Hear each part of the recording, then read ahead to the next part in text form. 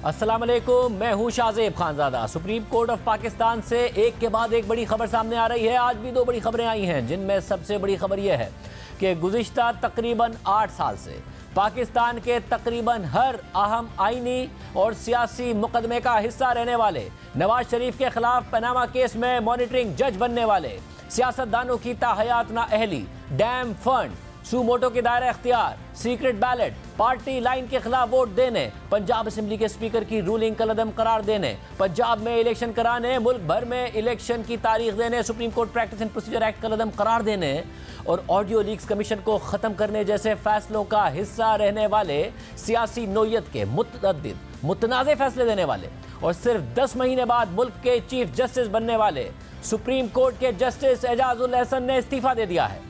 Justice Ijazul Ehsan का इस्तीफ़ा आज अचानक सामने आया है, लेकिन इसका एक पस मंजर भी है। Justice Ijazul Ahsan supreme court की सीनियरिटी लिस्ट में चीफ जस्टिस काजी फायद ईसा और जस्टिस सरदार तारिक मसूद के बाद तीसरे नंबर पर होने की वजह से सुप्रीम जुडिशल काउंसिल का हिस्सा थे, जो आजकल जस्टिस मज़ाहिर अली नकवी के खिलाफ कार्रवाई के बाइस खबरों में है। Supreme judicial council justice Mazahir Ali Naqvi के खिलाफ कार्रवाई मुसलसल आगे बढ़ा रही थी और जस्टिस एजाजुल एहसन उससे मुसलसल इख्तिलाफ कर रहे थे। जस्टिस मज़ाहिर अली नकवी को किसी तफ्तीश के बगैर ही बेगुनाह करार दे रहे थे और सुप्रीम जुडिशल काउंसिल की कार्रवाई को ही गलत करार दे रहे थे।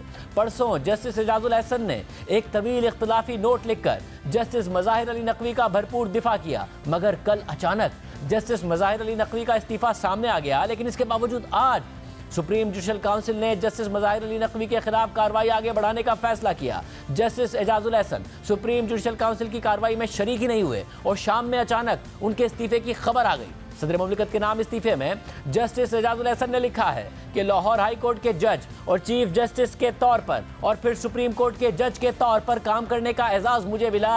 अब मैं सुप्रीम कोर्ट के जज की हैसियत से मजीद काम करना नहीं चाहता और इस्तीफ़ा देता हूँ। जस्टिस एजाजुल एहसन 15 सितंबर 2009 को लाहौर हाई कोर्ट के जज मुकर्रर हुए थे। 6 नवंबर 2015 को लाहौर हाई कोर्ट के चीफ जस्टिस बने थे और 28 जून 2016 को सुप्रीम कोर्ट के जज बन गए थे और फिर उनकी सुप्रीम कोर्ट में तैनाती के पूरे 2 महीने बाद 29 अगस्त 2016 को इमरान खान ने पनामा पेपर्स की बुनियाद पर उस वक्त के वजीर आजम नवाज शरीफ को ओहदे से हटाने के लिए सुप्रीम कोर्ट में पटिशन दायर कर दी। इस अहम तरीन आईनी और सियासी मुकदमे को सुनने के लिए उस वक्त के चीफ जस्टिस अनवर ज़हीर जमाली ने जो 5 रुकनी बेंच तश्कील दिया, जस्टिस एजाजुल एहसन जूनियर होने के बावजूद उसमें शामिल थे। फिर एक हैरत अंगेज पेशरफ्त हुई जब बेंच का जूनियर तरीन रुकन होने के बावजूद जस्टिस एजाजुल एहसन को नवाज शरीफ के खिलाफ पनामा केस में मातहत अदालत के ऊपर मॉनिटरिंग जज बना दिया गया। साबिक चीफ जस्टिस साकिब निसार, आसिफ सईद खोसा और गुलजार अहमद के अदवार में भी जस्टिस एजाजुल एहसन अहम बेंचेस में शामिल होते रहे। इस हवाले से कुछ हकाइक का जायजा लेते हैं। 28 जुलाई 2017 को पनामा स्कैंडल में नवाज शरीफ को नाअहल करार दिया गया और फरवरी 2018 में सुप्रीम कोर्ट के 3 रुकनी बेंच ने फैसला दिया कि नाअहल शख्स पार्टी सरबराह नहीं हो सकता, जिसके साथ ही नवाज शरीफ के पार्टी सरबराह रहने का रास्ता बंद हो गया। यह फैसला देने वाले बेंच में भी जस्टिस साकिब निसार और जस्टिस उमर बंदियाल के साथ जस्टिस एजाजुल एहसन शामिल थे और इसके अलावा साबिक वजीर आजम नवाज शरीफ की सियासत का रास्ता मुकम्मल तौर पर रोकने के लिए सुप्रीम कोर्ट ने अप्रैल 2018 में एक और मुतनाज़ फैसला दिया और वो फैसला ये था कि जो शख्स आर्टिकल 62 1F के तहत नाअहल हुआ है उसकी नाअहली ताहयात रहेगी और यह फैसला हालिया सुप्रीम कोर्ट ने ख़त्म किया है। और जिस बेंच ने यह मुतनाज़ फैसला दिया था उसके अराकीन में justice Saqib Nisar, justice Umar Bandial, justice Ijazul Ahsan, justice Azmat Saeed और जस्टिस सज्जाद अली शाह शामिल थे। इसी तरह जुलाई 2018 में सुप्रीम कोर्ट ने व्यामीर भाषा और मेमन डैम के लिए फ़ंड कायम करने से मुताल्लिक एक मुतनाज़ फ़ैसला दिया और जिस बेंच ने यह मुतनाज़ फ़ैसला दिया उसके अराकीन में जस्टिस साकिब निसार, जस्टिस उमर बंदियाल और जस्टिस एजाजुल एहसन और जस्टिस मुनीब अख्तर शामिल थे। इसके अलावा दिसंबर 2018 में साबिक वज़ीर आज़म इमरान खान के करीबी साथी जुल्फ़ी बुखारी की नाअहली के हवाले से दरख्वास्त दायर हुई, मगर सुप्रीम कोर्ट ने इस दरख्वास्त को मुस्तरद कर दिया और इस बेंच के अराकीन में जस्टिस साकिब निसार, जस्टिस उमर बंदियाल और जस्टिस एजाजुल एहसन शामिल थे। 2021 के आगाज़ में जब जस्टिस काजी फायद ईसा ने उस वक्त के वज़ीर आज़म इमरान खान की जानिब से तरक्याती फ़ंड के इजरा का नोटिस लिया तो फरवरी 2021 में उस वक्त के चीफ जस्टिस गुलजार अहमद ने अपनी सरबराही में 5 रुकनी लार्जर बेंच तश्कील दे दिया और उस बेंच में भी जस्टिस एजाजुल एहसन को शामिल किया गया। फिर इसी बेंच ने एक गैर मामूली फैसला जारी करके जस्टिस काजी फाइज ईसा को इमरान खान के केसेस सुनने से ही रोक दिया। हालांकि इमरान खान ने ऐसी कोई इस्तदा भी नहीं की थी, उसके बावजूद रोक दिया। और उसके बाद मार्च 2021 में एक सदारती रेफरेंस दायर हुआ और सुप्रीम कोर्ट से सेनेट इलेक्शन से मुताल्लिक राय मांगी गई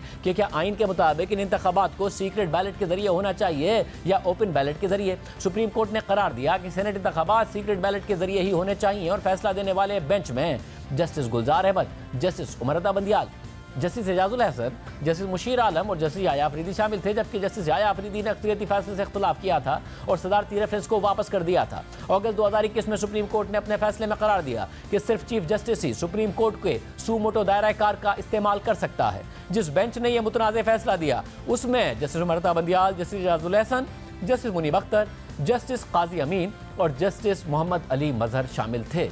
और फिर 2 फरवरी 2022 से 16 सितंबर 2023 तक चीफ जस्टिस उमर अता बंदियाल के दौर में जस्टिस एजाजुल एहसन हर अहम आईनी और सियासी मुकदमे का हिस्सा रहे। चीफ जस्टिस बनने के बाद जस्टिस उमर अता बंदियाल ने अहम सियासी केसेस को मखसूस बेंचेस के सामने ही लगाया और यहीं से हम ख्याल जजेस की इस्तिलाह ने जन्म लिया, जिसमें जस्टिस उमर अता बंदियाल, जस्टिस मुनीब अख्तर और जस्टिस एजाजुल एहसन ही शामिल थे। अप्रैल 2022 में सुप्रीम कोर्ट ने मुतफ़िका तौर पर कौमी असम्बली की तहलील को गैर आईनी करार दिया और फैसला देने वाले बेंच में justice Umar Ata Bandial, justice Ijazul Ahsan, justice Munib Akhtar, justice Mazhar Alam Miankhel और जस्टिस जमाल मंदू खेल शामिल थे। फिर मई 2022 में सुप्रीम कोर्ट ने प्रोसिक्यूशन ब्रांच में हुकूमती मुदाखलत पर खुद नोटिस ले लिया और यह खुद notice chief justice Umar Ata Bandial ने एक जज की सिफारिश पढ़ लिया और इस हवाले से जो बेंच तश्कील दिया गया उसमें जस्टिस उमर अता बंदियाल, जस्टिस एजाजुल एहसन और जस्टिस मुनीब अख्तर, जस्टिस मज़ाहिर अली नकवी और जस्टिस मोहम्मद अली मजहर शामिल थे।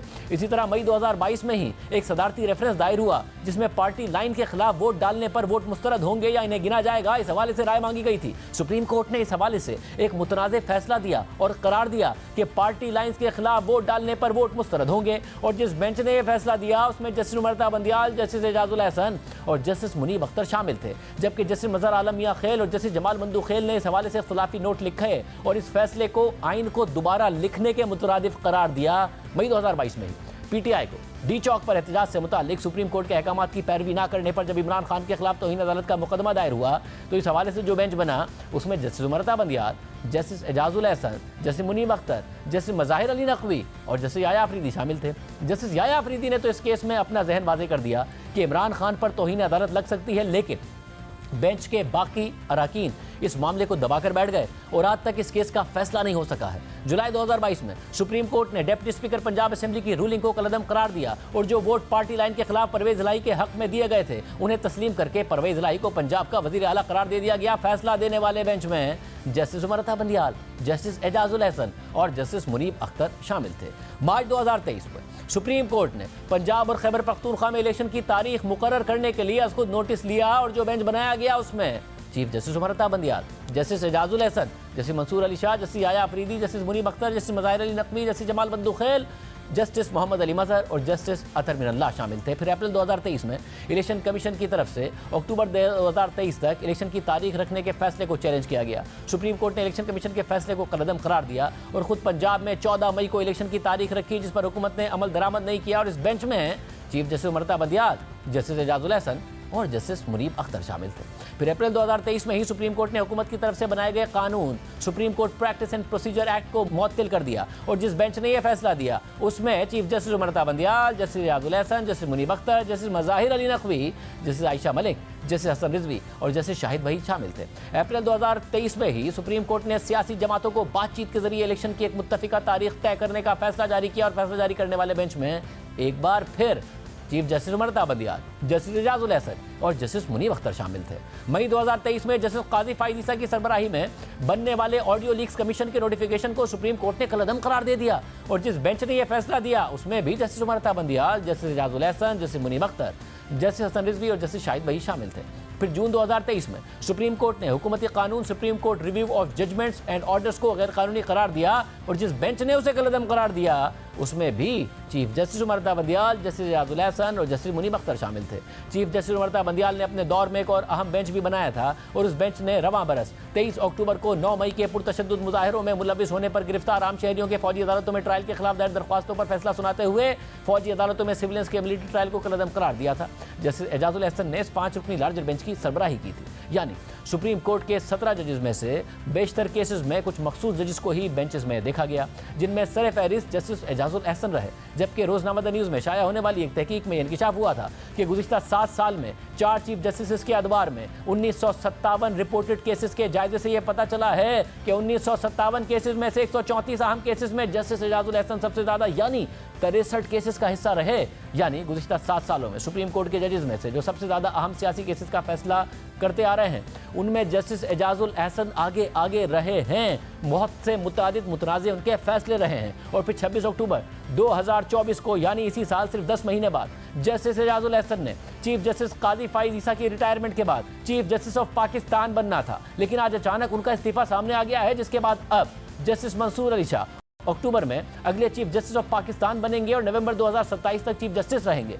जस्टिस एजाजुल एहसन के इस्तीफे पर नून लीग के रहनुमा ख्वाजा आसिफ ने ट्विटर पर लिखा है कि इज्जत तो नहीं बची, पेंशन और मराहत और दौलत बच गई। हम सियासतदान खुद भी रुलते हैं, फैमिली भी अजाब झेलती है, न तनख्वाह न पेंशन न मराहत और जेल का चांस हर वक्त। कैसा निज़ाम है, तराजू पकड़ने वाले हाथ साइल और फरियादियों की जेब में होते हैं और लूट का माल घर ले जाने की खुली छुट्टी पाक सरजमीन को सबसे ज्यादा नापाक तराजू पकड़ने वाले हाथों ने किया। अहम बात यह है कि पहले justice Ijazul Ahsan supreme judicial council में मुसलसल जस्टिस मज़ाहिर अली नकवी का दिफा करते रहे, जस्टिस मज़ाहिर अली नकवी को शोकॉज नोटिस देने से मुसलसल गुरेज करते रहे। जस्टिस मज़ाहिर अली नकवी के हक में सुप्रीम जुडिशल काउंसिल जैसे आईनी इदारे के खिलाफ इख्तलाफी नोट लिखते रहे। परसों उनका इख्तलाफी नोट सामने आया, लेकिन कल जैसे मज़ाहिर अली नकवी का इस्तीफा सामने आ गया, जिसके बाद तवक्को की जा रही थी कि सुप्रीम जुडिशल काउंसिल अपनी कार्रवाई खत्म कर देगी और जैसे मज़ाहिर अली नकवी बकिया सारी जिंदगी पेंशन और मराहत के साथ आराम से गुजारेंगे। लेकिन आज सुप्रीम जुडिशल काउंसिल ने जस्टिस मज़ाहिर अली नकवी से मुतालिक भी बड़ा फैसला कर लिया। करप्शन और मिसकंडक्ट के इल्जामात पर गुज़िश्ता रोज़ मुस्ताफ़ी होने वाले जस्टिस मज़ाहिर अली नकवी का इस्तीफा सदर मुमलिकत ने बाज़ाब्ता तौर पर मंजूर कर लिया। इसका नोटिफिकेशन भी जारी कर दिया गया, लेकिन इसके बावजूद सुप्रीम जुडिशल काउंसिल ने जस्टिस रिटायर्ड मज़ाहिर अली नकवी के खिलाफ कार्रवाई आगे बढ़ाने का फैसला करते हुए मज़ाहिर अली नकवी को भी एक और मौका देने का फैसला किया है। आज चीफ जस्टिस काजी फाइज ईसा की सरबराही में सुप्रीम जुडिशल काउंसिल का ओपन इजलास शुरू हुआ तो उसमें जस्टिस एजाजुल एहसन शरीक ही नहीं हुए। तहम इजलास में justice Sardar Tariq Masood, chief justice Lahore high court justice Amir Bhatti और chief justice Balochistan high court Naeem Akhtar Afghan शरीक थे।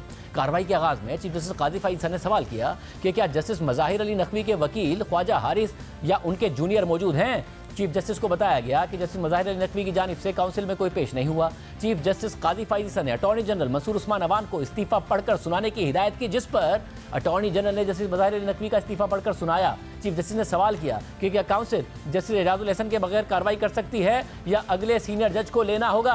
अटॉर्नी जनरल ने राय देते हुए कहा कि काउंसिल को अगले सीनियर जज को शामिल करना होगा। चीफ जस्टिस ने रिमार्क दिए है कि जस्टिस एजाजुल एहसन काउंसिल में शमूलियत से मुआज़त कर चुके हैं। अगले सीनियर जज जस्टिस मंसूर अली शाह हैं। जस्टिस मंसूर अली शाह दस्तयाब हैं या नहीं मालूम करना होगा। चीफ जस्टिस ने जस्टिस मंसूर अली शाह की दस्तयाबी से मुताल्लिक मालूम करने की हिदायत करते हुए रिमार्क दिए कि जस्टिस मंसूर अली शाह अगर दस्तयाब हुए तो दोबारा काउंसिल बैठेगी। आइन के आर्टिकल 209 की शिक 3 के तहत काउंसिल में अगर कोई जज ना हो तो अगले सीनियर जज को शामिल किया जा सकता है।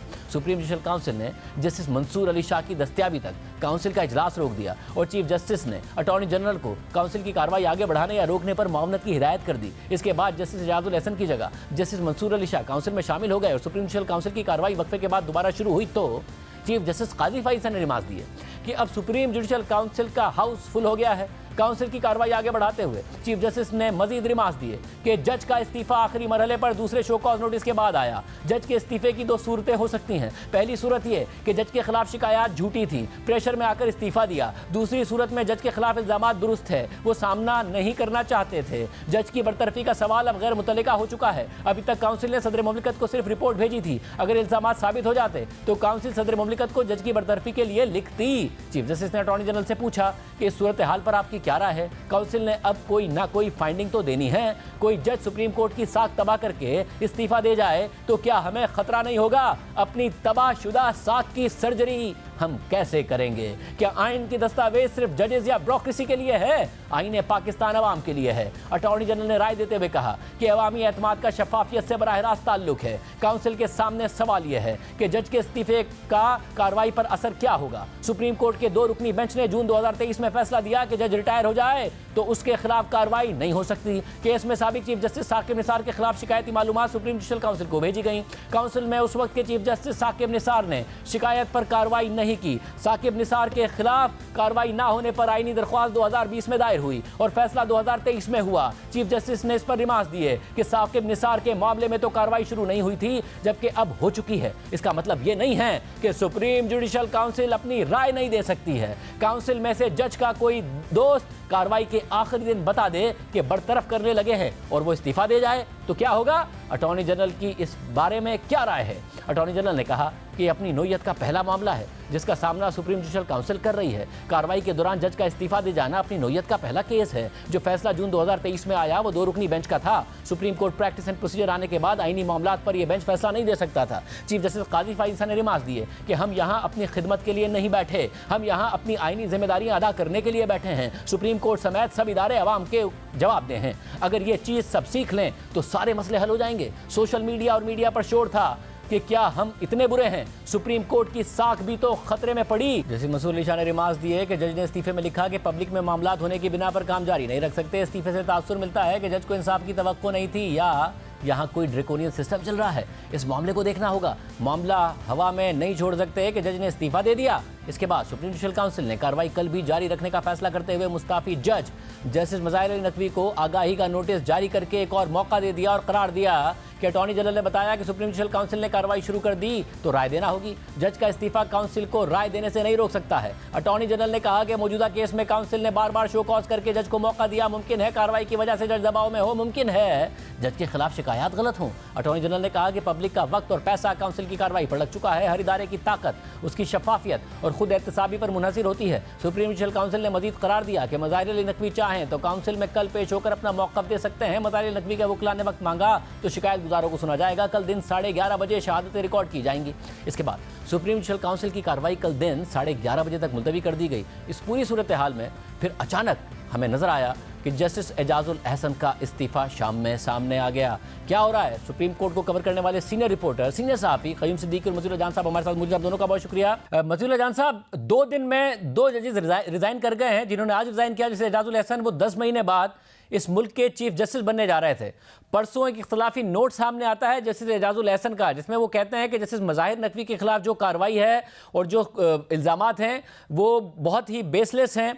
और फिर अगले दिन मज़ाहिर नकवी रिज़ाइन कर जाते हैं। उसके अगले दिन आज फिर भी सुप्रीम जुडिशल काउंसिल की कार्रवाई होती है और फैसला किया जाता है कि सिर्फ रेजिग्नेशन से काम नहीं चलेगा, कार्रवाई आगे बढ़ाई जाएगी। थोड़ी देर बाद खबर आती है जस्टिस एजाजुल अहसन रिज़ाइन कर जाते हैं। ये एग्जैक्टली क्या हो रहा है और क्या इसकी कोई इतला थी भी? क्या हुआ? देखिए, जस्टिस एजाजुल अहसन ने अपने इस्तीफ़े को जोड़ने की कोशिश की है जस्टिस मज़ाहिर अली अकबर नकवी के ख़िलाफ़ जुडिशल काउंसिल की कार्रवाई के साथ, और उसके लिए उन्होंने बाकायदा एक तहरीरी नोट भी लिखा है ताकि ये तासुर दिया जाए कि शायद सुप्रीम कोर्ट के एक जज के ख़िलाफ़ जो एक बकौल उनके गैर कानूनी कार्रवाई हो रही है वो असूलों की खिलाफ वर्जी है। और इसी वजह से जस्टिस एजाजुल अहसन ने भी आज ही की तारीख में अपना इस्तीफ़ा भी दे दिया है। मगर हैरानी की बात यह है कि जो सुप्रीम कोर्ट का जज है, जो बज़ाहिर पाकिस्तान का ताकतवर तरीन जज होता है, कानूनदान होता है, उसमें शायद इतनी हिम्मत नहीं थी कि अपने इस्तीफ़े में कम से कम इतना ही लिख देते जितना जस्टिस मज़ाहिर नकवी ने लिखा था कि जो मौजूदा हालात हैं उसमें उनको इंसाफ मिलने की तवक्को नहीं, ड्यू प्रोसेस नहीं, तो इसलिए वो रिज़ाइन कर रहे हैं। जस्टिस एजाजुल अहसन ने तो यहाँ तक नहीं लिखा कि वो ज़ाती वजूहात की बिना पे रिज़ाइन कर रहे हैं, वो एक पर्सनल वजूहात भी नहीं बताना चाह रहे थे और जो हकीकी वजूहात हैं इस्तीफ़े की वो भी नहीं बताना चाह रहे थे। और जो पस पर्दा अगर कोई वजूहात हैं जो 10 महीने बाद उन्होंने चीफ जस्टिस बनना था, इसके बावजूद भी इस्तीफ़ा देने पर वो मजबूर हुए, उन पस पर्दा वजूहात को भी वो शेयर करने के लिए तैयार नहीं हैं। लगता ये है कि शायद कोई बहुत बड़ी वजह है जो ना तो जस्टिस एजाजुल अहसन सामने लाने के लिए तैयार हैं और ना किसी और ज़रिए से वो वजह सामने आने को है। तो मेरे ख्याल में ये एक मौका था जिसका फ़ायदा उठाया जस्टिस एजाजुल अहसन ने, वगरना जो माजी में जस्टिस एजाजुल अहसन का जो कंडक्ट रहा है एज अ जज, और पनामा बेंच के वक्त से जो बतौर निगरान जज वो मशहूर हुए और उनके मशहूरी की वजह वो बतौर मॉनिटरिंग जज उन्होंने जो एहतसाब अदालतों के ट्रायल की निगरानी की और उस दौरान एक एहतसाब अदालत के जज की वीडियो सामने आई जिस तरह वो ब्लैकमेल हुए। तो और उसके अलावा चंद दूसरे फैसले भी थे जिनमें 63A का फैसला था, जिनमें इलेक्शन कमीशन को तलब करके फिर पंजाब में 14 मई को इलेक्शन कराने के लिए सुओ मोटो के हवाले से फैसला था। और इसी तरह फिर उन्होंने बाद में भी जो फैसले दिए जो मनपसंद बेंच का हम ख्याल बेंच का हिस्सा होते हुए वो फैसले देते रहे। तो मेरे ख्याल में ये तमाम माजी था जो अब उनको हॉन्ट कर रहा था और लग ये रहा है कि जो इलेक्शंस अभी आने वाले हैं 2024 में उससे पहले शायद किसी सियासी जमात के पास उनके इस माजी के किरदार के हवाले से कुछ ऐसे शवाहिद और सबूत सामने आ रहे थे कि जो लामहला उस सियासी जमात ने इस्तेमाल करना था अपने आप को विंडिकेट करने के लिए। तो उससे पहले ही जस्टिस एजाजुल एहसन को या तो मुत्तला कर दिया गया था, उनको ख़बरदार कर दिया गया था। तो जस्टिस एजाजुल एहसन ने इतना बड़ा फ़ैसला किया क्योंकि आपकी बात दुरुस्त है कि सिर्फ 10 महीने की बात थी जिसके बाद उन्होंने चीफ़ जस्टिस बनना था। इसके बावजूद भी अगर वो इस्तीफ़ा दे रहे हैं और कोई वजह भी नहीं बता रहे तो यकीनन ये कोई इतनी बड़ी वजह होगी जो शायद जस्टिस एजाजुल एहसन जो हैं वो बताने के काबिल भी नहीं। गमशेकी साहब, ज़ाहिर ये अफवाहें तो गर्दिश कर रही थी कल के नकवी साहब के इस्तीफे के बाद, हालांकि वो भी अनएक्सपेक्टेड लग रहा था कि कुछ और भी होने वाला है, मगर कोई शिकायत नहीं। अभी जैसे एजाजुल एहसन के खिलाफ शिकायत का आना, प्रोसेस चलना, ये सारे मामला वक्त लेते हैं। 10 महीने आपके जज बनने में हो, क्या समझ आ रहा है, क्या ऐसा हुआ कि रिज़ाइन कर गए अचानक? देखें शहज़ेब, अगर आज जो मेरी इतलात हैं उसके मुताबिक तो यही है कि सुप्रीम जुडिशल काउंसिल ने कार्रवाई जब आगे बढ़ाने का फ़ैसला किया है, इस फैसले से वो इख्तलाफ कर रहे थे। जो सुप्रीम जुडिशल काउंसिल की होने वाली जो मीटिंग थी उससे पहले एक गैर रस्मी इजलास के अंदर जिसमें ये मामला आया कि एजाजुल एहसन चाहते थे कि जस्टिस मुज़ाहिर नकवी के ख़िलाफ़ ये जो कंप्लेंट है ये अपडेट कर दी जाए, लेकिन मेजॉरिटी व्यू जो इसके ख़िलाफ़ था। और फिर उसके बाद उन्होंने कहा कि मैं इस इजलास के अंदर नहीं बैठूंगा, और फिर वो इजलास की कार्रवाई हुई और फिर जस्टिस मंसूर अली शाह जो है वो उसके अंदर शामिल हुए। और जब ये फ़ैसला हुआ कि सुप्रीम जुडिशल काउंसिल की कार्रवाई बढ़ाई जाएगी बावजूद इस्तीफ़ा देने के किसी भी जज के, तो फिर उसके बाद जो है वो ये इस्तीफ़ा जो है वो लिखा गया और भिजवा दिया गया। लेकिन जाहिर है कि ये मालूमात ऐसी नहीं है। अगर जस्टिस मुज़ाहिर अली अकबर नकवी का रेफरेंस जो है वो आगे बढ़ता है और जिन काउंट्स के ऊपर उनको शो कॉज नोटिस जारी किए गए हैं उनमें एक मामला ऑडियो लीक का भी है जो कि जस्टिस मुज़ाहिर नकवी और साबिक एक जो वज़ीर आला पंजाब परवेज़ इलाही के दरमियान हुई थी। अब मसला ये था कि उसके बाद फिर एविडेंस होनी थी और उसके बाद ही आज खुद नोटिस लिया गया। उस बेंच को शेयर कर रहे थे जस्टिस एजाजुल एहसन जस्टिस मुज़ाहिर नकवी के साथ। तो फिर ये किसी मरहले और स्टेज के ऊपर अगर ये रेफरेंस आगे चलता तो फिर उस वक्त जो है बहुत सारी सूरत हाल अजीब व गरीब पैदा होती, या उसमें ऐसे कौन से हक़ायक़ या चीज़ें सामने आती। लेकिन इसके अलावा भी जो है अंडर करंट जो हमारे सुप्रीम कोर्ट रिपोर्टर्स के कानों तक ये बातें ज़रूर पहुंच रही थी कि कुछ मटेरियल जो है वो इस हवाले से इकट्ठा किया जा रहा है और शायद कोई रेफरेंस वगैरह जो है वो जस्टिस मुज़ाहिर अकबर नकवी के बाद जस्टिस एजाजुल एहसन या किसी और के ख़िलाफ़ आए। साहब, और मगर साहब क्या इतलात हैं, बात यहाँ रुक जाएगी या बात और आगे बढ़ेगी, कुछ मज़ीद शख्सियात की तरफ भी जा सकती है?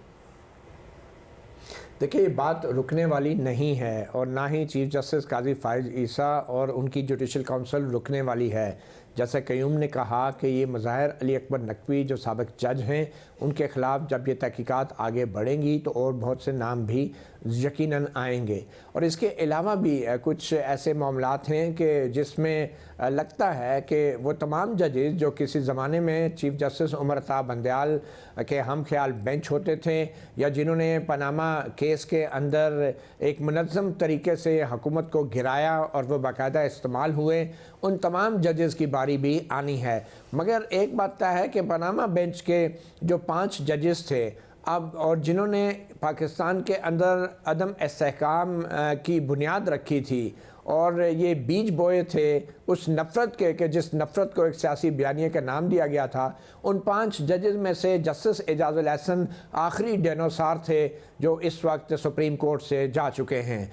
अब पनामा चैप्टर का बाब एक लिहाज से जजेस की हद तक ख़त्म हो चुका है, बंद हो चुका है, मगर जो अदम तवाज़ुन और अदम इस्तेहकाम उन्होंने पाकिस्तान की सियासत में पैदा किया था वो अदम इस्तेहकाम अभी भी ख़त्म नहीं हो पा रहा। और जब तक वो अदम इस्तेहकाम ख़त्म नहीं होगा तो इन जजेस के जो माजी के कारनामे हैं वो यकीनन ज़ेर बहस भी रहेंगे और किसी न किसी जुडिशल फोरम पे ज़ेर गौर भी रहेंगे।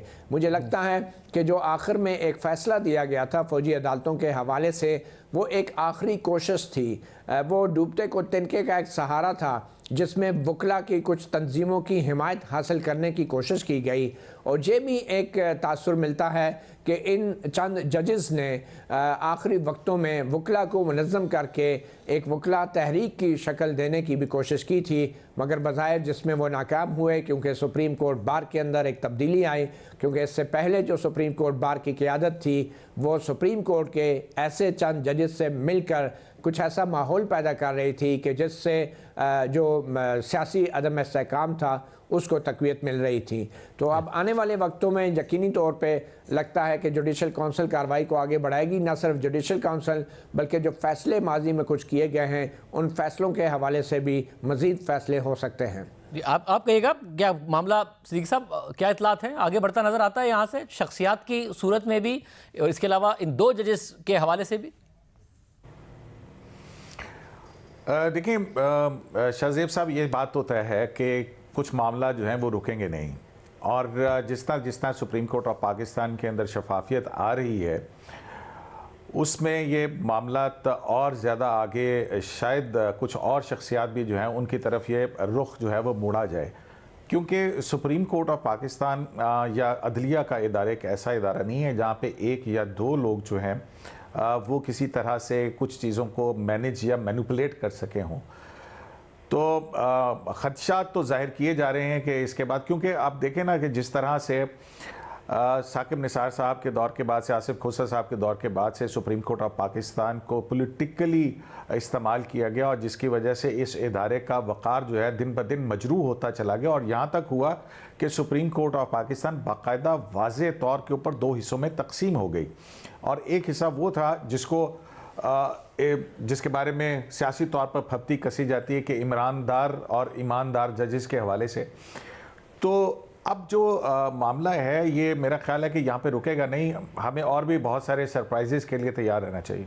बहुत शुक्रिया। और इस वक्त आपको एक ब्रेकिंग न्यूज़ देते चले हैं कि IMF के एग्जीक्यूटिव बोर्ड ने पाकिस्तान का पहला रिव्यू मंजूर कर लिया है। स्टैंड बाय अरेंजमेंट के तहत पहला रिव्यू मंजूर कर लिया है, जिसके तहत अब पाकिस्तान को तकरीबन $70 करोड़ की किस्त मिलेगी। पाकिस्तान का पहला रिव्यू IMF के बोर्ड से, एग्जीक्यूटिव बोर्ड से अप्रूव हो गया है। स्टाफ लेवल मुआहिदा पहले ही हो गया था, तवक्को की जा रही थी कि आज ये खबर सामने आएगी, जिसकी वजह से मार्केट्स में इस्तेहकाम भी था, मार्केट्स इस खबर को इनकॉर्पोरेट भी कर रही थी।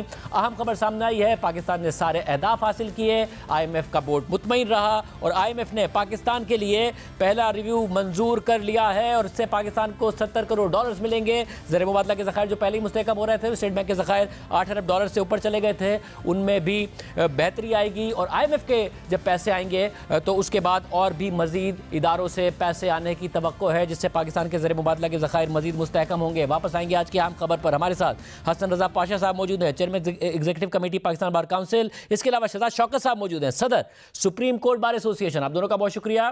शहजाद शौकत साहब, ये किस तरह देख रहे हैं? 2 दिन 2 जजेस ने रिजाइन किया है, सुप्रीम कोर्ट की हद तक एक बुरी खबर है, अच्छी खबर है, क्या किस तरह देख रहा है सुप्रीम कोर्ट बार इसे? देखें, सुप्रीम कोर्ट बार एसोसिएशन का इसमें मौक़िफ़ ये है कि जाहिर है हम किसी भी अपने फाजिल जज साहब का इस्तीफ़ा जो है उस पर खुशी का इज़हार तो बिल्कुल नहीं करेंगे।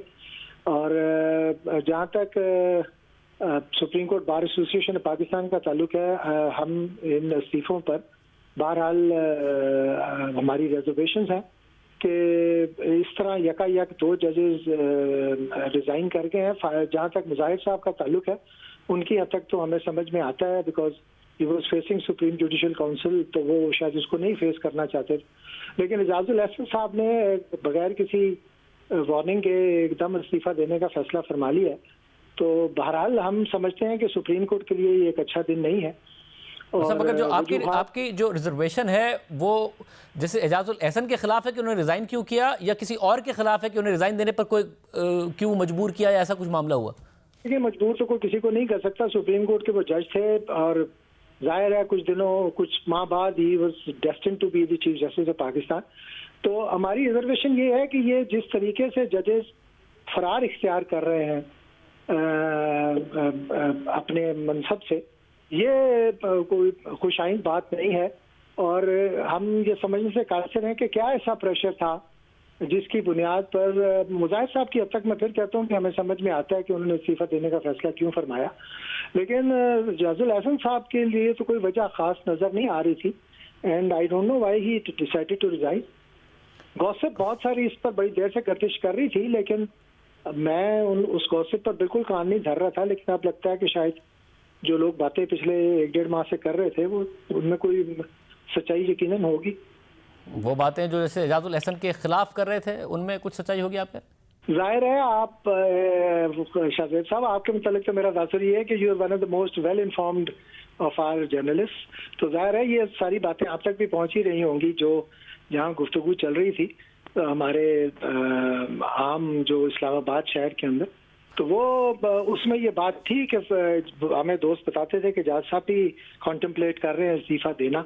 तो मैं बहरहाल इसको रद्द करता था कि जी कोई वजह नजर नहीं आती, वो क्यों इस्तीफा देंगे। लेकिन बहरहाल उन्होंने आज फैसला फरमा लिया, क्या कह सकते। और भाई साहब आप बताइएगा, ज़ाहिर सिस्टम बुरी तरह ज़ख्मी हुआ है पिछले कुछ सालों में, ये 2 इस्तीफे आना ये क्या अदालती निज़ाम को और ज़ख्मी करता है, हील करता है? आपके भी तहफ़्फ़ुज़ात हैं, क्या कहे पाकिस्तान बार काउंसिल की क्या राय है? शाहजेब खानज़ादा साहब, पहले तो आपको ये पता है और बल्कि नाजरीन को भी ये पता है कि पिछले 4-5 सालों से सुप्रीम कोर्ट ऑफ पाकिस्तान में ग्रुपिंग बहुत ज़्यादा हो गई थी और फिर उसके असरात अभी तक भी चल रहे हैं। और आपको ये भी याद होगा कि पिछले regime में जब उमर अता बंदयाल साहब चीफ जस्टिस ऑफ पाकिस्तान थे तो एजाजुल एहसन उनके मुतमद खास तस्वर किए जाते थे और हर उस बेंच का हिस्सा होते थे जो कि इम्पोर्टेंट और कॉन्स्टिट्यूशनल नोयत का होता था और शायद ही कोई ऐसा केस हो जिसमें वो शामिल ना हो। तो उस हवाले से और फिर पनामा केसेस के हवाले से उन पे एक वो जिस तरह वो मॉनिटरिंग जज के तौर पे उन्होंने काम किया, ये उनके मनसब के बहरहाल मुनाफी था। उनको एक ट्रायल कोर्ट के जज और ट्रायल के नैब के केसेस का जो सुपरविजन करनी थी उसको वो इनको अगर इनकार कर देते तो ज्यादा बेहतर था। इस स्टेचर का बंदा, इस स्टेचर की शख्सियत जो कि अब 24 अक्टूबर 2024 को उन्होंने चीफ जस्टिस ऑफ पाकिस्तान के मनसब पर जाना था, तो ये कोई मुनासिब नहीं थे। और इसके अलावा जिस तरह मेरे भाई शहजाद शौकत साहब फरमा रहे हैं कि पिछले 1.5 महीने से गॉसिप्स चल रही थी और इन्होंने यकीन नहीं किया। यकीनन आज का दिन अगर आप देखें तो कल जब जस्टिस बज़ैर अली अकबर नकवी साहब का इस्तीफा आया और आज उनकी डेट ऑफ हियरिंग फिक्स थी सुप्रीम जुडिशल काउंसिल के पास, तो एविडेंस तलब की गई थी। आज हम मौजूद थे और रवायतन तो ये है कि जब इस्तीफा आ जाता है तो कार्रवाई खत्म हो जाती है, लेकिन आजकल रवायतें टूट रही हैं और सुप्रीम जुडिशल काउंसिल ने आज जो इंदिया दिया वो ये दिया कि वो इस मामले को आर्टिकल 209 के तहत चलाना चाहते हैं और अपनी रिपोर्ट आर्टिकल 209 सब क्लास 6 के तहत सदर पाकिस्तान को देना चाहते हैं, क्योंकि इसमें कहीं भी ये नहीं है कि अगर कोई जज रिटायर हो जाए या इस्तीफा दे दे तो उसके खिलाफ कार्रवाई खत्म हो जाती है। 209 बिल्कुल खामोश है और जो 6 है, सब क्लास 6, उसके तहत इन्होंने रिपोर्ट पेश करनी है और आज यही हुआ कार्रवाई के रिपोर्ट पेश करने के हवाले से कहा गया। फिर चूंकि नकवी साहब मौजूद नहीं थे, उनके काउंसिल भी नहीं मौजूद थे, तो उनको आज कल के लिए नोटिस दिया कि कल वो तशरीफ लाएं और साथ ही अटॉर्नी जनरल जो कि प्रोसिक्यूटर थे उनको कहा गया कि आज 7 विटनेसेस मौजूद हैं, कल वो हाजिरी यकीनी बनाएं, कल इनकी एविडेंस होगी।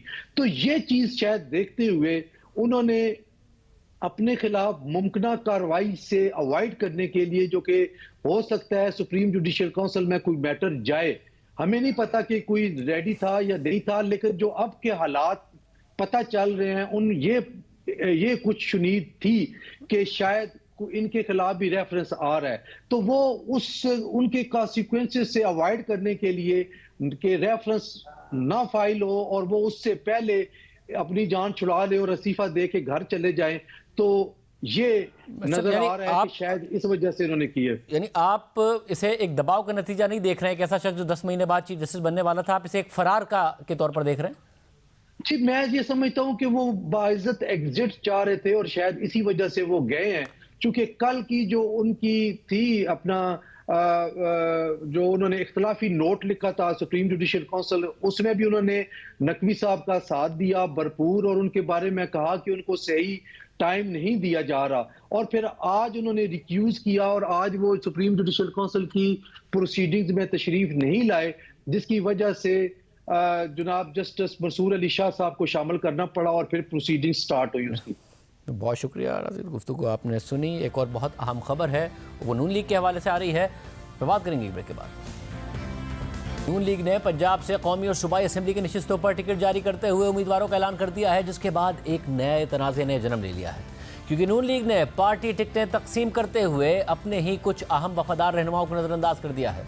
ऐसे रहनुमाओं को नज़रअंदाज किया है जो नून लीग के मुश्किल वक्त में उसके बयानिए के साथ खड़े थे, ना एहलियाँ भुगत रहे थे। साथ ही नून लीग ने तहरीक इंसाफ के मुनर्रिफ अरकान को भी टिकट जारी कर दिए हैं, जबकि नून लीग ने कुछ हल्के खाली छोड़ दिए हैं, जिन पर काफ लीग और जहांगीर तरीन की पाकिस्तान इस्तेहकाम पार्टी से सीट एडजस्टमेंट के इम्कानात हैं। और मुबस्सिरीन ये दावा कर रहे हैं कि नून लीग पार्टी टिकटों से मुताल्लिक अपने वफादार पार्टी रहनुमाओं को तरजीह देने से ज़्यादा ज़मीनी हक़ाइक़ को मद्देनज़र रखते हुए फैसले कर रही है। अहम बात यह है कि नून लीग ने अपने जिन रहनुमाओं को पार्टी टिकट देने से इनकार कर दिया है, उनमें दानियाल अजीज़, चौधरी जाफ़र इकबाल, राना एहसान अफजल, आयशा रजब बलोच और हामिद हमीद समेत दीगर रहनुमा शामिल हैं। जबकि फैसलाबाद से तलाल चौधरी की माजी की नशिस्त पर अब तक फैसला नहीं हुआ है कि यह टिकट तलाल चौधरी को मिलेगी या तहरीक इंसाफ के मुनर्रिफ रुकन नवाब शेर बसेर को मिलेगी। सिर्फ यही नहीं, नून लीग की तरफ से टिकट न मिलने पर दानियाल अजीज़ और आयशा रजब ने आज़ाद हैसियत में नून लीग के उम्मीदवारों के खिलाफ इलेक्शन लड़ने का फैसला कर लिया है। आम बात यह है कि दानियाल अजीज़ नून लीग के वो रहनुमा थे जिन्होंने 2013 में नून लीग के टिकट पर इलेक्शन लड़ा, फिर कामयाब हुए और बाद में वो जारहाना अंदाज में नवाज शरीफ के एंटी एस्टैब्लिशमेंट बयानिए के साथ खड़े हो गए। शरीफ खानदान के खिलाफ अदलिया के फैसलों पर खुलकर तनकीद करते रहे, लेकिन 2018 में इंतखाबात से पहले अदलिया से मुतालिक अपने बयानात की वजह से दानियाल अजीज़ को सुप्रीम कोर्ट ने नाअहल करार दे दिया। और फिर नवाज शरीफ ने 4 फरवरी 2018 को जलसे से खिताब करते हुए दानियाल अजीज़ और तलाल चौधरी का हाथ पकड़कर उनका दिफा किया। इस शख्स के खिलाफ भी कंटेम्प्ट की इसको भी अदालत ने 2 दिनों के बाद बुलाया है। अब इसकी बारी आ गई है, अब भाई खुदा का खौफ करें, इसके खिलाफ भी कंटेम्प्ट लग गई है। बोलो बोलो, ये आपको मंजूर है? फैसला दानियाल, फैसला चौधरी तलाल, फैसला आ गया आपके सामने। ये अवामी अदालत है भाई, खुदा से डरो। इस पूरे मामले पर बात करने के लिए हमारे साथ मौजूद नून लीग के रहनुमा ख्वाजा आसिफ साहब, जो फैजाबाद धरना इंक्वायरी कमीशन के सामने भी आज पेश हुए हैं। ख्वाजा साहब, बहुत शुक्रिया मुझे ज्वाइन करने के लिए। ख्वाजा, टिकटों का ऐलान हो गया पंजाब में, तलाल चौधरी पर अभी तक पार्टी कंफ्यूज है, दानियाल अजीज़ को टिकट दिया नहीं पार्टी ने। ये वो 2 रहनुमा हैं जो पार्टी के लिए बयानिया बनाते हुए डिस्क्वालीफाई हो गए थे, नाअहल करार दे दिए गए थे कंटेम्प्ट में। इसके अलावा गुलाम सरवर के लिए जगह खाली छोड़ दी है, जो कि इतलात आ रही हैं। ये वो गुलाम सरवर हैं जो क्या क्या नहीं कहते थे नवाज शरीफ साहब को। और जब आप तो कहते थे पार्टी को सीखना पड़ेगा, हमें देखना पड़ेगा कि हम लोटों को टिकट ना दें, ऐसे लोगों को टिकट ना दें जो वफादारियाँ बदलते हैं, वरना इस तरह सियासत आगे नहीं बढ़ेगी। मगर आपकी पार्टी एग्जैक्टली ये कर रही। बहुत शुक्रिया शाहज़ेब। मैं आपकी जो बातें आपने अभी की हैं, मैं उससे इख्तलाफ करने की बिल्कुल पोजीशन में नहीं हूँ। गुलाम सरवर साहब जो हैं, जिस किस्म की गुफ्तगू फरमाते थे और जो उन्होंने सिविल एविएशन के साथ किया या PIA के साथ किया, मैं उसका शाहिद हूँ, ऐनी शाहिद हूँ कि 180 या 185 लाइसेंस जो है इन्होंने कैंसिल किए और उसके बाद जो कुछ तबाही हुई PIA की, PIA अभी तक फालिज ज़दा है, कहीं से उसको कोई सहारा नहीं मिल रहा।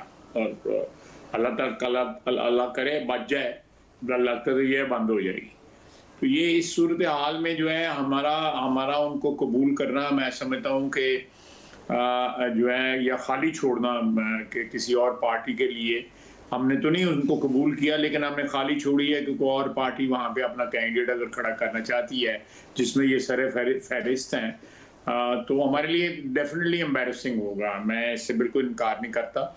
मैं इसको, दिस इज समथिंग जो मैं इसको डिफेंड नहीं कर पा रहा। जहाँ तक तलाल चौधरी ने बिल्कुल फ्रंट लाइन के ऊपर जो है, जिन दिनों में हमारी पार्टी पे जो है वो हमला हो रहा था, अंडर अटैक थी, उन्होंने डिफेंड किया। दानिया अजीज साहब ने भी डिफेंड किया। मैं समझता हूँ कि ज्यादतियाँ ज़रूर होती हैं हर इलेक्शन में, किसी ना किसी वफादार जो है वर्कर के साथ जो है किसी मजबूरी के तहत जो है, या हल्के की मजबूरी के तहत जो है, या इलेक्टेबिलिटी की मजबूरी के तहत जो है जो हो जाती है ज्यादती। ये कोई नई बात नहीं है। मैं तकरीबन सारे इलेक्शंस पे इस किस्म के 2, 4, 5, 6 वाक़यात होते हैं जिसका अफसोस होता है। लेकिन मैं एक बात ज़रूर कहूँगा कि पार्टी की रफाकत जो है उसका एक अपना तकद्दुस होता है। ये नहीं कि अगर पार्टी आपको टिकट देने के लिए सिलेक्ट ना करे, बेशक जाती हो, उसके बाद फिर आज़ाद खड़े हो जाना जो है ना, वो मेरा ख्याल है कि ये भी ठीक नहीं है। Two wrongs do not make one right। वैसे मगर आईपीपी के साथ क्या ऐसी मजबूरी है जहांगीर तरीन साहब, दीगर रहनुमाओं को एडजस्ट करने की? अब आपको अगर क्या कॉन्फिडेंस नहीं है कि आप पंजाब में अच्छा परफॉर्म कर सकते हैं? क्योंकि आप तो ये कहते हैं कि बैसाखियों वाली हुकूमत नहीं चाहिए, आप आईपीपी पे फिर डिपेंड ही कर रहे होंगे ना, जहांगीर तरीन की पार्टी पे डिपेंड कर रहे होंगे जब इतनी सारी सीटों पे उनके साथ एडजस्टमेंट कर रहे होंगे। नहीं, मेरा नहीं ख्याल कि हम इतनी तादाद में उनके साथ एडजस्टमेंट करते हैं, कर रहे हैं कि वो हम उनसे उनकी जो है दस्तनगर उनके हो जाएं। मेरा नहीं ख्याल कि इतनी ज़्यादा एडजस्टमेंट हो रही है कि इस किस्म की सूरत हाल पैदा हो जाए। लेकिन अनफॉर्चुनेट होगा अगर इस किस्म की सूरत हाल पैदा होती है, क्योंकि इस वक्त एक स्टेबल गवर्नमेंट जो अपने मफादात, सियासी मफादात से बालातर होके नेशनल रिकवरी का एक प्रोग्राम शुरू कर सके, उस बात की ज़रूरत है। और नेशनल रिकवरी के प्रोग्राम में जो है लेकिन मैं एक बात कहूँगा शाहजेब, जिस किस्म के हमारे हालात हो गए हैं खुसूसन पिछले 5, 6, 7 साल में, खुसूसन ये जो 2018 वाला तजर्बा किया गया और उससे पहले जो है वन आफ्टर द अदर जो है 2 धरने हुए, एक 2014 वाला, उसके बाद जो है फैजाबाद का धरना हुआ। उसने हमारा इतना मुज़मिल कर दिया हुआ है हमारे पॉलिटिकल सिस्टम को कि इस किस्म की बातें जो है ना आपको नजर आएंगी और बड़ी ग्लेयरिंगली नजर आएंगी। मैं बिल्कुल उनको डिफेंड नहीं कर रहा, मैं ज़रूर तौजी पर पेश करने की कोशिश कर रहा हूँ, लेकिन इस किस्म की एनॉमलीज हैं, इस किस्म की अनफॉर्चुनेट बातें हैं जिनको मैं समझता हूँ कि नहीं होना चाहिए। क्योंकि बाद में जो है, हम पंजाबी में कहते हैं कि बाज़ गिरे ऐसी होती हैं जो हाथ से बांधते हैं और बाद में दांतों से उनको खोलना पड़ता है। बड़ी आम बात है कि आप खुद बतौर सीनियर रहनुमा ये बात कर रहे हैं। फैजाबाद धरना के हवाले से बात किया, आपने हमारे प्रोग्राम में कहा था मैं जाऊंगा कमीशन में और जो बातें कर रहा हूँ वो सारी बातें करूंगा जो बातें मुझे पता हैं। आज गए आप कमीशन में, क्या बातें की आपने? मैंने आज वहां पे हाजिरी दी थी। एक तो मैंने उनको कहा था कि मैंने जाते ही उनसे पूछा था कि आप रिकॉर्ड कर रहे हैं, वो रिकॉर्ड नहीं कर रहे थे। मैंने कहा ये आप किस तरह मेंटेन करेंगे? उन्होंने कहा जी आप बोलते रहें और हम कंप्यूटर के ऊपर जो है वो टाइप करेंगे जो भी आप कहेंगे। लेकिन मेरा ख्याल है कि मैं अब भी जाऊंगा, दोबारा चला जाऊंगा या लिख के भेज दूंगा। लेकिन वो लगते थे कि मेरी गुफ्तगू सुनने पे कोई इतने इंटरेस्टेड नहीं थे। वो ज़्यादातर इंटरेस्टेड थे कि भी आइन क्या होता है, रूल्स ऑफ बिजनेस क्या होता है। जो वाक़यात हुए जिन्होंने जो है मजरू किया हमारी रियासत को, उन वाक़यात में कुछ ज़्यादा वो इंटरेस्टेड नहीं लग रहे थे मुझे। तो आप कह रहे हैं आप बताना चाह रहे थे, उनकी दिलचस्पी नहीं थी, आप बताना चाह रहे थे उस वक्त क्या हुआ फैजाबाद धरने में, मगर कमीशन इंटरेस्टेड नहीं था बात सुनने में? नहीं, वो बार बार पूछ रहे थे कि मीटिंग में रूल्स ऑफ बिजनेस डिस्कस हुए, आइन डिस्कस हुआ। मैं मजबूरन ये बात कर रहा हूँ, लेकिन I was a bit Shahzeb disappointed. मैं चाहूँगा कि मैं जो कहना चाहता हूँ, चाहे मैं गलत सलत कहूँ, हो सकता है मैं कोई बात कोई अच्छी ना करूँ, बुरी करूँ या तल्ख करूँ या जो है इररेलेवेंट करूँ, but I should be heard. लोगों को पता लगना चाहिए हमारे यहाँ पे जो कमीशन बने हैं हमारी तारीख में 75 साल में किसी का कोई जो है कोई इख्तितामिया नहीं हुआ। उनकी रिपोर्टें क्या हुआ उनमें, चाहे वो एबटाबाद कमीशन है, सलाला कमीशन है, अहमदुर्रहमान कमीशन है, अब ये कमीशन है, तो ये कमीशन का लफ्ज वैसे भी कोई अच्छा नहीं होता, कोई और नाम रख लेना चाहिए, जो है इस किस्म के नाम अच्छे नहीं होते।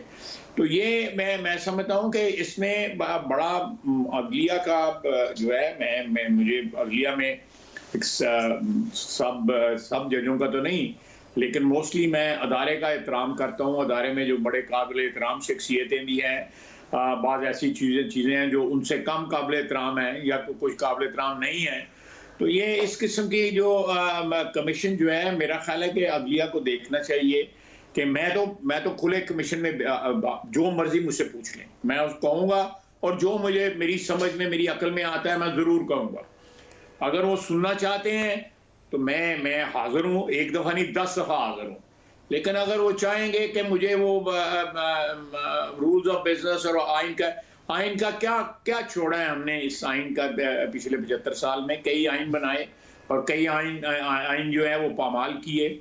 मतलब क्योंकि सुप्रीम कोर्ट के अहकामात पर ही हो रहा है, आप कह रहे हैं आपको कोई उम्मीद है नहीं इस कमीशन से कि ये ऐसे मंतकी अंजाम तक पहुंचेगा, जो मरकजी किरदार है वो डिटरमिन करेगा। I was disappointed today.